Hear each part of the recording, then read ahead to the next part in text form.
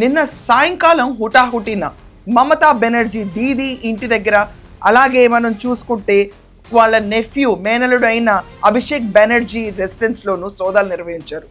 CID interfere అయిపోయింది.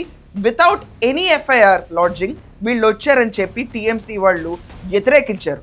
ఒక రకంగా చూసుకుంటే నిన్న Didi and at the same time Abhishek party general secretary, అలాగే మమతా బెనర్జీ వాళ్ళ మేనలుడు ఇద్దరు నిన్న బెంగాల్లో లేరు. వాళ్ళు ఢిల్లీలో ఉన్నారు ఇండియా కూటమి మీటింగ్లో. అలాగే సోనియా గాంధీని కూడా కలిసి ఆవిడ ఆలింగనం చేసుకున్న వీడియోస్ కూడా సెన్సేషనల్గా వైరల్ అవుతున్నాయి.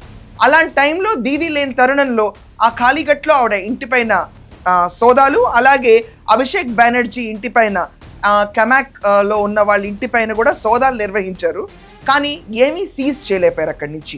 అసలు నేపథ్యంలో చూసుకుంటే కనుక తృణమూల్ కాంగ్రెస్ 80 స్థానాలు గెలవగా, అట్ ద సేమ్ టైం వాళ్ళకి 28 మంది ఎంపీ సపోర్ట్ ఉండగా, బీజేపీకి సపోర్ట్ ఇవ్వాలని రెబెల్ గ్రూప్గా ఫామ్ అయ్యి 58 మంది చీలిపోయి వేరే తృణమూల్ కాంగ్రెస్, మేమే అసలు ఆయన తృణమూల్ కాంగ్రెస్, మేము సెపరేట్ బ్లాక్ కోరుకుంటున్నాం, మేము ఎన్డీఏకి సపోర్ట్ చేయాలన్న స్లోగన్స్తో విడిపోయారు.